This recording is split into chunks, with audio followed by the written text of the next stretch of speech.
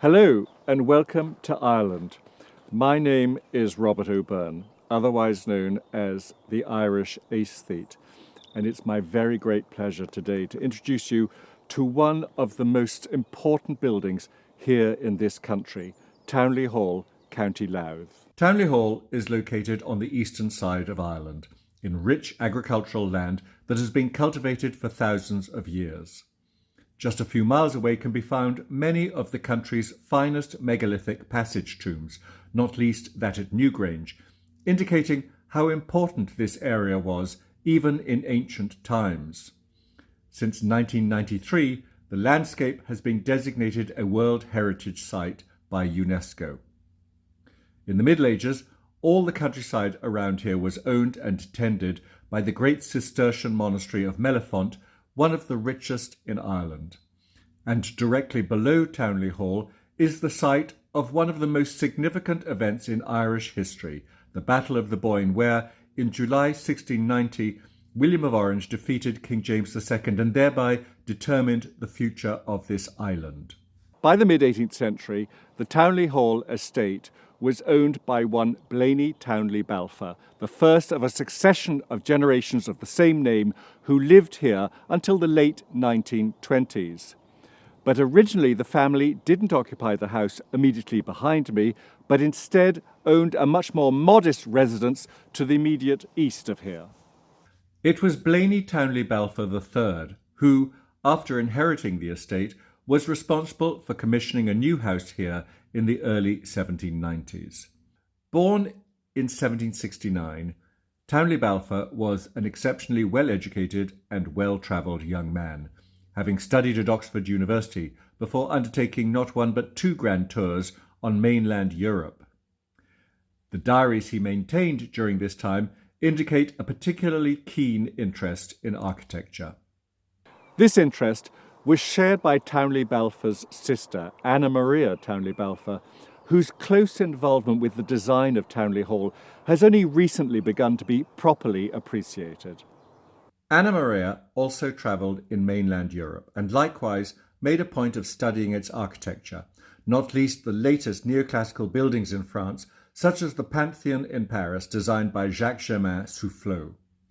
Incidentally, Anna Maria also managed to attend a religious service in the Tuileries, where Louis XVI and his family were then being held. This was in March 1792, and in her diary she describes the king as being a fat, heavy-looking man, and Marie Antoinette looking all majesty and scorn. Her account is important because only a few months later the palace was stormed and the French royal family moved to the Temple. By then, of course, the Townley Balfours were all safely back here in Ireland and embarking on plans for a new home for themselves. The man they chose to design the building was, to my mind, the finest architect that Ireland has ever produced, Francis Johnston. Born the son of a builder in Armagh in 1760, Johnston's talents had been spotted early by that city's Archbishop, Richard Robinson.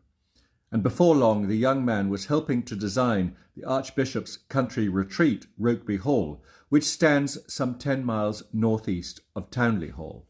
Francis Johnston's initial designs for the house were, frankly, rather poor, and one soon sees the hand, quite literally, of Anna Maria and Blaney Townley Balfour on his drawings, as the three of them worked together to come up with something that would be a model of refinement and restraint. One obvious influence on the eventual house was James Wyatt's neoclassical masterpiece, Castle Coole, then being constructed further north in County Fermanagh.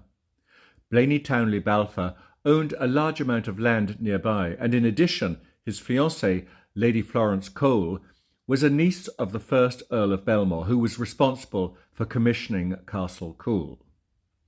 So, Castle Coole, in all its pared-back beauty, is the most obvious source of inspiration, but I want to emphasise again how important was the role of Blaney Townley Balfour and his sister, Anna Maria.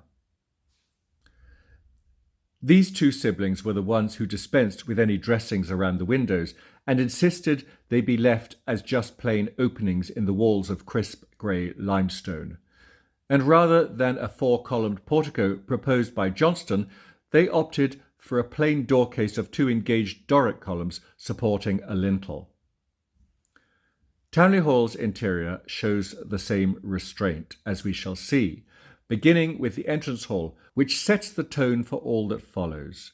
Here, symmetry and order reign supreme, with nothing permitted to disturb the room's perfect harmony, embodied by the 2 Portland stone Doric chimney pieces facing each other across the wide space. Only a handful of materials are used throughout the house, but they are deployed with masterful authority.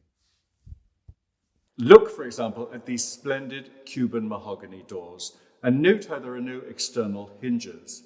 Instead, the door turns on an invisible steel pivot, and the inside corner has been carefully curved so that when the door closes, it forms a completely smooth line with the case. Both the drawing and dining rooms have exactly the same proportions, being 18 feet high, 24 feet wide, and 36 feet long, a perfect proportional ratio of 3:4:6. Here we are in the dining room.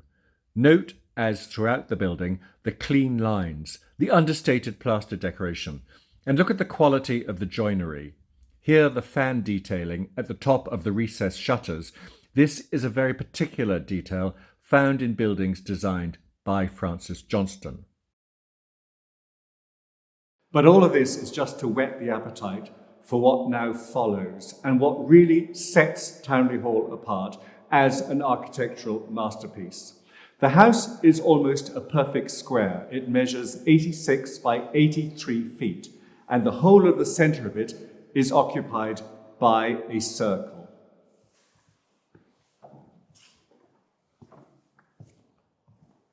Every time I step into Townley Hall's staircase hall, I feel afresh, quite overwhelmed by its flawless beauty.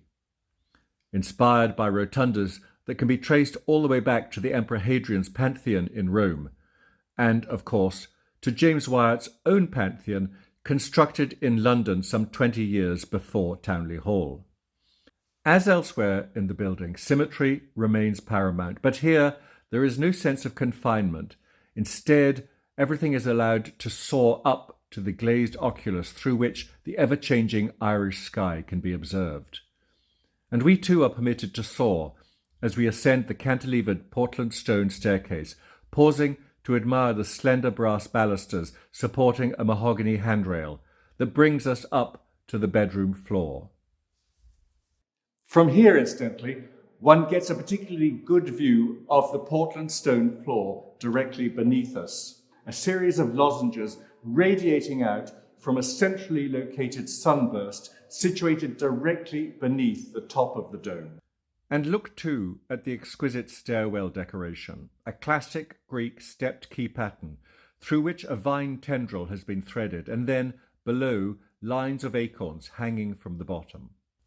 The acorns remind us that much of Ireland was once covered by oak trees, and garlands of their leaves can be seen elsewhere around the gallery, draped around and spilling out of the mouths of lions, as well as framing the upper sections of arches filled with gambling putti, many of them carrying musical instruments or baskets of fruit.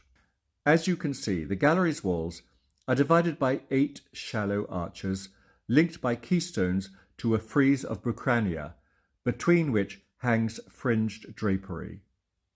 And then above all this gently rises the diagonally coffered dome, in turn leading to the oculus. Townley Hall's staircase hall is like nowhere else in Ireland. It certainly had no predecessors in this country, although there have since been several spaces that might be said to have followed its lead.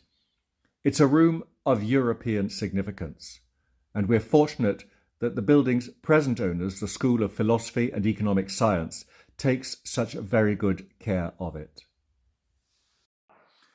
Inevitably, there is a great deal more to see and to say about Townley Hall, but I'm conscious that I've overrun my allotted time already. However, before I go, let me just tell you that this marvellous gem of a house is the subject of a book to which I've contributed several chapters. And of course, I very much hope that before too long, you'll be able to travel over to Ireland for yourselves and to see not just Townley Hall, but other examples of our architectural heritage here. I very much look forward to seeing you then in person. And in the meantime, thank you so much for watching today, and stay safe, everyone. Goodbye.